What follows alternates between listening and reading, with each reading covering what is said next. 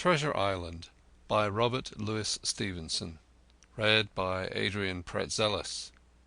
Chapter 15. I Strike the Jolly Roger. I had scarce gained a position on the bowsprit when the flying jib flapped and filled on the other tack with a report like a gun. The schooner trembled to her keel under the reverse, but the next moment, the other sails still drawing, the jib flapped back again and hung idle. This had nearly tossed me off into the sea, and now I lost no time, crawled back along the bowsprit, and tumbled head foremost on the deck. I was on the lee side of the forecastle, and the mainsail, which was still drawing, concealed me from a certain portion of the after deck. Not a soul was to be seen. The planks, which had not been swabbed since the mutiny, bore the print of many feet, and an empty bottle, broken by the neck, tumbled to and fro like a live thing in the scuppers. Suddenly the Hispaniola came right into the wind. The jibs behind me cracked aloud, the rudder slammed to, the whole ship gave a sickening heave and shudder, and at the same moment the main boom swung inboard, the sheet groaning in the blocks, and showed me the lee after deck. There were the two watchmen, sure enough. Redcap on his back, as stiff as a handspike, with his arms stretched out like those of a crucifix, and his teeth showing through his open lips. Israel Hands propped against the bulwarks, his chin on his chest, his hands lying open before him on the deck, his face as white under his tan as a tallow candle. For a while the ship kept bucking and sidling like a vicious horse, the sails filling now on one tack, now on another, and the boom swinging to and fro till the mast groaned aloud under the strain. Now and again, too, there would come a cloud of light sprays under the bulwark, and a heavy blow of the ship's bows against the swell. So much heavier weather was made of it by this great rigged ship than by my home-made lopsided coracle, now gone to the bottom of the sea. At every jump of the schooner Redcap slipped to and fro, but, what was ghastly to behold, neither his attitude nor his fixed teeth-disclosing grin was in any way disturbed by this rough usage. At every jump, too, Hands appeared still more to sink into himself and settle down upon the deck, his feet sliding ever the farther out, and the whole body canting toward the stern, so that his face became, little by little, hid from me, and at last I could see nothing beyond his ear and the frayed ringlet of one whisker. At the same time I observed, around both of them, splashes of dark blood upon the planks, and began to feel sure that they had killed each other in their drunken wrath. While I was thus looking and wondering, in a calm moment when the ship was still, Israel Hands turned partly round, and with a low moan writhed himself back to the position in which I had seen him first. The moan, which told of pain and deadly weakness, and the way in which his jaw hung open, went right to my heart. But when I remembered the talk I had overheard from the apple barrel, all pity left me. I walked aft until I reached the mainmast. "Come aboard, Mr. Hands," I said ironically. He rolled his eyes round heavily, but he was far too gone to express surprise. All he could do was utter one word: "Brandy." It occurred to me that there was no time to lose, and dodging the boom as it once more lurched across the deck, I slipped aft and down the companion stairs into the cabin. It was such a scene of confusion as you can hardly fancy. All the lock-fast places had been broken open in quest of the chart. The floor was thick with mud where the ruffians had sat down to drink or consult after wading in the marshes round their camp. The bulkheads, all painted in clear white and beaded round with gilt, bore a pattern of dirty hands. Dozens of empty bottles clinked together in corners to the rolling of the ship. One of the doctor's medical books lay open on the table, half of the leaves gutted out, I suppose, for pipe lights. In the midst of all this the lamp still cast a smoky glow, obscure and brown as umber. I went into the cellar. All the barrels were gone, and of the bottles a most surprising number had been drunk out and thrown away. Certainly since the mutiny began, not a man of them could ever have been sober. Foraging about, I found a bottle with some brandy left, for Hans, and for myself I routed out some biscuit, some pickled fruits, a great bunch of raisins, and a piece of cheese. With these I came on deck, put down my own stock behind the rudder head, and, well out of the coxswain's reach, went forward to the water breaker and had a good deep drink of water, and then, not until then, gave Hans the brandy. He must have drunk a gill before he took the bottle from his mouth. "Aye," said he, "by thunder, but I wanted some of that." And he sat down already in my corner and began to eat. "Much hurt?" I asked him. He grunted, or rather, I might say he barked. "If that doctor was aboard," he said, "I'd be right enough in a couple of turns, but I don't have no manner of luck, you see. That's what's the matter with me. And for that swab, he's good and dead, he is," he added, indicating the man with the red cap. "He weren't no seaman anyhow. And where mought you have come from?" "Well," said I have come aboard to take possession of this ship, Mr Hans, and you'll please regard me as your captain until further notice." He looked at me sourly enough, but said nothing. Some of the colour had come back into his cheeks, though he still looked very sick, and still continued to slip out and settle down as the ship banged about. "By the by," I continued, "I can't have these colours, Mr Hans, and by your leave I'll strike 'em. Better none than these." And, again dodging the boom, I ran to the colour lines and hauled down their cursed black flag and chucked it overboard. "God save the King," said I, waving my cap, "and there's an end to Captain Silver." He watched me keenly and slyly, his chin all the while on his breast. "I reckon," he said at last, "I reckon, Captain Hawkins, you'll kind o' want to get ashore now. Suppose we talks?" "Why, yes," says I, "with all my heart, Mr Hans. Say on." And I went back to my meal with a good appetite. "This man," he began, nodding feebly at the corpse, "O'Brien was his name. A rank islander. This man and me got the canvas on her, meaning for to sail her back. Well, he's dead now, he is, as dead as bilge. And who's to sail this ship I don't see. Without, I'll give you a hint, you ain't that man, as far as I can tell. Now look here, you gives me food and drink and an old scarf or handkerchief to tie my wound up, you do, and I'll tell you how to sail her. And that's about square all round, I take it." "I'll tell you one thing," says I. "I'm not going back to Captain Kidd's anchorage. I mean to get into North Inlet and beach her quietly there." "To be sure you did," he cried. "Why, I ain't sich an infernal lubber after all. I can see, can't I? I've tried my fling, I have, and I've lost, and it's you has the wind of me. North Inlet? Why, I haven't no choice, not I. I'd help you sail her up to Execution Dock, by thunder, so I would." Well, as it seemed to me, there was some sense in this. We struck our bargain on the spot. In 3 minutes I had the Hispaniola sailing easily before the wind along the coast of Treasure Island, with good hopes of turning the northern point ere noon, and beating down again as far as North Inlet before high water, when we might beach her safely and wait until the subsiding tide permitted us to land.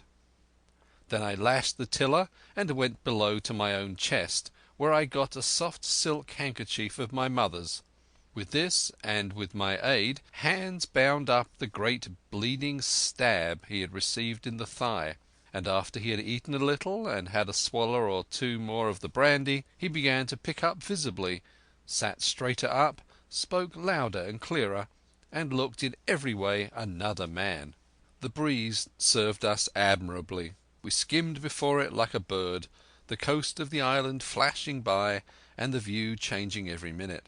Soon we were past the highlands and bowling beside low sandy country sparsely dotted with dwarf pines, and soon we were beyond that again, and had turned the corner of the rocky hill that ends the island on the north.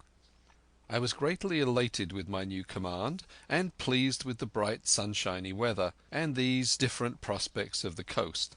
I now had plenty of water and good things to eat, and my conscience, which had smitten me hard for my desertion, was quieted by the great conquest I had made. I should, I think, have had nothing left me to desire but for the eyes of the coxswain as they followed me derisively about the deck, and the odd smile that appeared continually on his face. It was a smile that had in it something both of pain and weakness, a haggard old man's smile, but there was, besides that, a grain of derision, a shadow of treachery in his expression as he craftily watched and watched and watched me at my work. Chapter 26. Israel Hands. The wind, serving us to a desire, now hauled into the west. We could run so much easier from the northeast corner of the island to the mouth of the north inlet. Only, as we had no power to anchor, and dared not beach her until the tide had flowed a good deal farther, time hung on our hands. The coxswain told me how to lay the ship to. After a good many trials I succeeded, and we both sat in silence over another meal. "Captain," said he at length, with that same uncomfortable smile, "here's my old shipmate O'Brien. Suppose you was to heave him overboard. I ain't particular as a rule, and I don't take no blame for settling his hash, but I don't reckon him ornamental now, do you?" "I'm not strong enough, and I don't like the job, and there he lies for me," said I. "Here's an unlucky ship, the Hispaniola, Jim," he went on, blinking. "There's a power of men been killed on this Hispaniola, a sight of poor seamen dead and gone since you and me took this ship to Bristol. I never seen such dirty luck, not I. There was this here O'Brien now, he's dead, ain't he? Well, now, I'm no scholar, and you're a lad as can read and figure. And to put it straight, do you take it as a dead man is dead for good, or do he come alive again?" "You can kill the body, Mr. Hands, but not the spirit. You must know that already," I replied. "O'Brien there is in another world, and may be watching us." "Ah," says he. "Well, that's unfortunate. Appears as if killing parties was a waste of time. Howsomever, spirits don't reckon for much by what I've seen. I'll chance it with the spirits, Jim. And now you've spoke up free, and I'll take it kind if you'll step down into that there cabin and get me shiver my timbers, I can't hit the name on't. Well, you can get me a bottle of wine, Jim. This here brandy's too strong for my head." Now the coxswain's hesitation seemed to be unnatural, and as for the notion of his preferring wine to brandy, I entirely disbelieved it. The whole story was a pretext. He wanted me to leave the deck. So much was plain, but with what purpose I could in no way imagine. His eyes never met mine. They kept wandering to and fro, up and down, now with a look to the sky, now with a flitting glance upon the dead O'Brien. All the time he kept smiling and putting his tongue out in a most guilty, embarrassed manner, so that a child could have told that he was bent on some deception. I was prompt with my answer, however, for I saw where my advantage lay, and that with a fellow so densely stupid I could easily conceal my suspicions to the end. "Some wine?" I said. "Far better. Will you have white or red?" "Well, I reckon it's about the blessed same to me, shipmate," he replied. "So it's strong and plenty of it. What's the odds?" "All right," I answered. "I'll bring you port, Mr. Hands, but I'll have to dig for it." And with that I scuttled down the companion with all the noise I could, slipped off my shoes, ran quietly along the sparred gallery, mounted the forecastle ladder, and popped my head out of the fore companion. I knew he would not expect to see me there, yet I took every precaution possible, and certainly the worst of my suspicions proved too true. He had risen from his position to his hands and knees, and though his leg obviously hurt him pretty sharply when he moved, for I could hear him stifle a groan, yet it was at a good rattling rate that he trailed himself across the deck. In half a minute he had reached the port scuppers and picked up a coil of rope with a long knife, or rather a short dirk discoloured to the hilt with blood.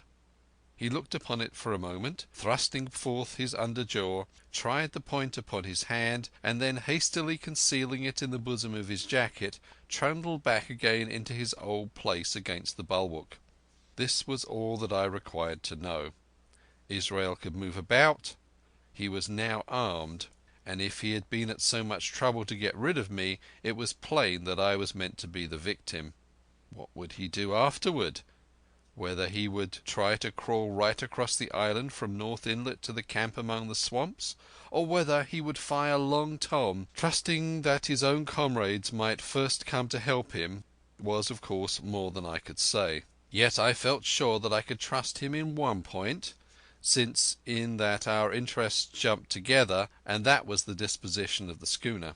We both desired to have her stranded safe enough in a sheltered place, so that when the time came she could be got off again with as little labour and danger as might be. And until that was done I considered that my life would certainly be spared. While I was thus turning the business over in my mind I had not been idle with my body. I had stolen back to the cabin, slipped once more into my shoes, and laid my hand at random on a bottle of wine, and now, with this for an excuse, I made my reappearance on the deck. Hans lay as I had left him, all fallen together in a bundle, and with his eyelids lowered, as though he were too weak to bear the light. He looked up, however, at my coming, knocked the neck off the bottle like a man who had done the same thing often, and took a good swig, with his favourite toast of "Here's luck." Then he lay quiet for a little, and then, pulling out a stick of tobacco, begged me to cut him a quid. "Cut me a junk of that," says he, "for I haven't no knife, and hardly the strength enough, so be as I had. Ah, Jim, Jim, I reckon I've missed stays. Cut me a quid as likely to be the last, lad, for I'm for my long home and no mistake." "Well," said I, "I'll cut you some tobacco, but if I was you and thought myself so badly, I would go to my prayers like a Christian man." "Why?" said he. "Now you tell me why." "Why?" I cried. "You were asking me just now about the dead. You've broken your trust. You've lived in sin and lies and blood.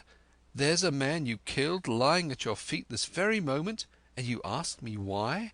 For God's mercy, Mr. Hans, that's why." I spoke with a little heat, thinking of the bloody dirk he had hidden in his pocket, and designed, in his ill thoughts, to end me with. He, for his part, took a great draught of the wine and spoke with the most unusual solemnity. "For 30 year," he said, "I've sailed the seas and seen good and bad, better and worse, fair weather and foul, provisions running out, knives going, and what not. Well, now I tell you, I never seen good come out of goodness yet. Him as strikes first is my fancy. Dead men don't bite. Them's my views. Amen. So be it. And now you look here," he added, suddenly changing his tone. "We've had enough of this foolery. The tide's made good enough by now. You just take my orders, Captain Hawkins, and we'll sail slap in and be done with it." All told, we had scarce 2 miles to run, but the navigation was delicate.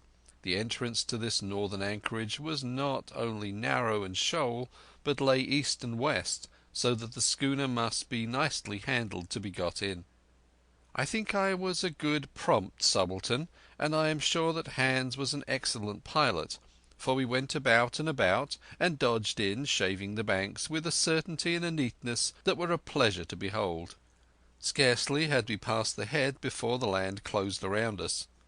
The shores of North Inlet were as thickly wooded as those of the southern anchorage, but the space was longer and narrower, and more like what in truth it was, the estuary of a river. Right before us, at the southern end, we saw the wreck of a ship in the last stages of dilapidation. It had been a great vessel of 3 masts, but had lain so long exposed to the injuries of the weather that it was hung about with great webs of dripping seaweed, and on the decks of it shore bushes had taken root, and now flourished thick with flowers. It was a sad sight, but it showed us that the anchorage was calm. "Now," said Hans, "look there. There's a pet bit for to beach a ship in. Fine flat sand, never a cat's paw, trees all around of it, and flowers a blowing like a garden on that old ship." "And once beached," I inquired, "how shall we get her off again?" "Why so," he replied.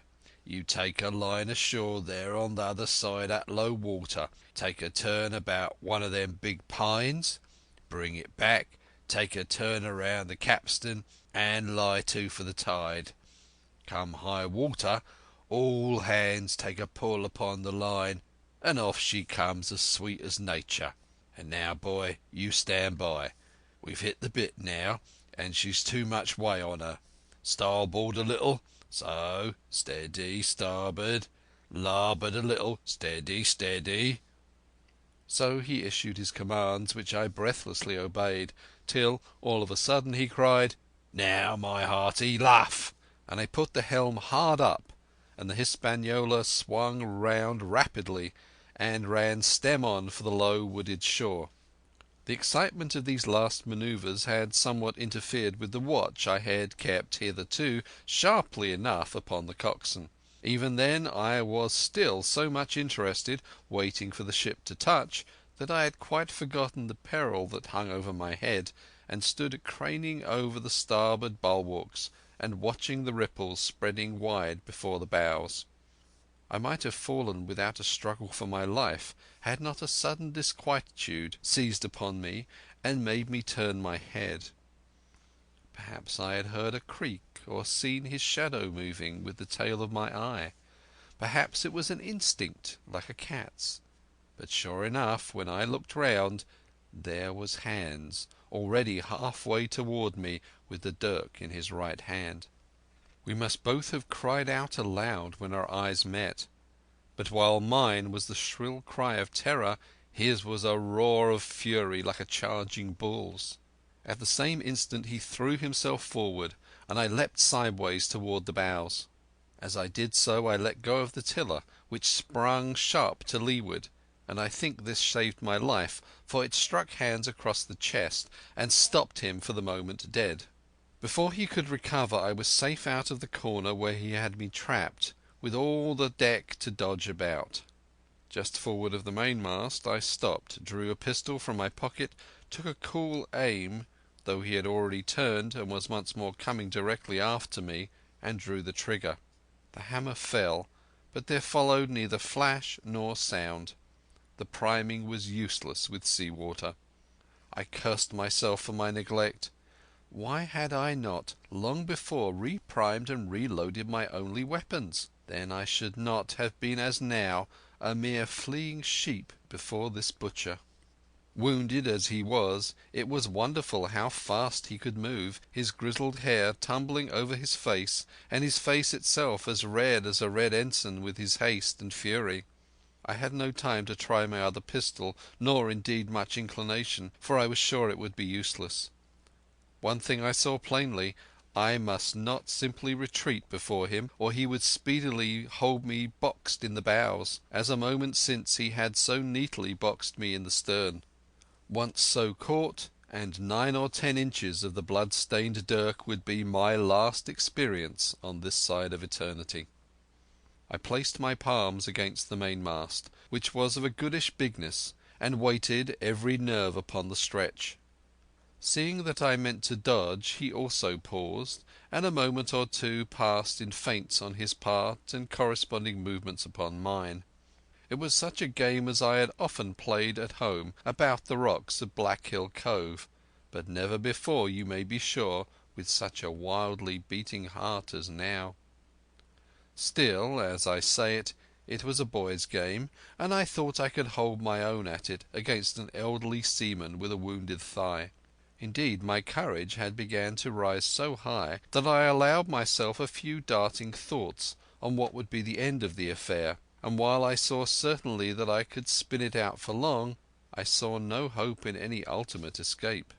Well, while things stood thus, suddenly the Hispaniola struck, staggered, ground for an instant in the sand, and then, swift as a blow, canted over to the port side, till the deck stood at an angle of 45 degrees, and about a puncheon of water splashed into the scupper holes and lay in a pool between the deck and the bulwark. We were both of us capsized in a second, and both of us rolled almost together into the scuppers, the dead red cap with his arms still spread out, tumbling stiffly after us. So near were we indeed that my head came against the coxswain's foot with a crack that made my teeth rattle.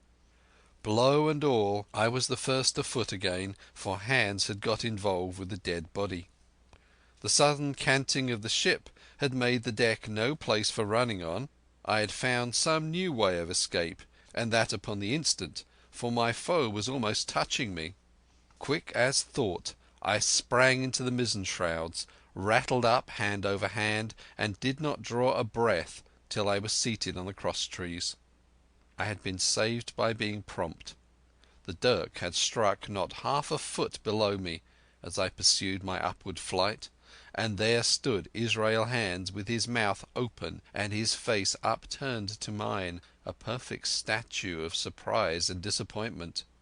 Now that I had a moment to myself, I lost no time in changing the priming of my pistol, and then, having one ready for service, and to make assurance doubly sure, I proceeded to draw the load of the other and recharge it afresh from the beginning. My new employment struck Hands all of a heap. He began to see the dice going against him, and after an obvious hesitation he also hauled himself heavily into the shrouds, and, with the dirk in his teeth, began slowly and painfully to mount. It cost him no end of time and groans to haul his wounded leg behind him, and I had quietly finished my arrangements before he was much more than a third of the way up. Then, with a pistol in either hand, I addressed him. "One more step, Mr. Hands," said I, "and I'll blow your brains out. Dead men don't bite, you know," I added with a chuckle. He stopped instantly. I could see by the workings of his face that he was trying to think, and the process was so slow and laborious that, in my new-found security, I laughed out loud. At last, with a swallow or two, he spoke, his face still wearing the same expression of extreme perplexity. In order to speak he had to take the dagger from his mouth, but in all else he remained unmoved. "Jim," says he, "I reckon we're fouled, you and me, and we'll have to sign articles. I'd have had you but for that there lurch, but I don't have no luck, not I, and I reckon I'll have to strike, which comes hard, you see, for a master mariner to a ship's yunker like you, Jim." I was drinking in his words and smiling away, as conceited as a cock upon a walk, when all in a breath back went his right hand over his shoulder. Something sang like an arrow through the air. I felt a blow and then a sharp pang, and there I was, pinned by the shoulder to the mast. In the horrid pain and surprise of the moment—I scarce can say it was by my own volition, and I am sure it was without a conscious aim—both of my pistols went off, and both escaped out of my hands. They did not fall alone. With a choked cry the coxswain loosed his grasp upon the shrouds and plunged head first into the water. Chapter 26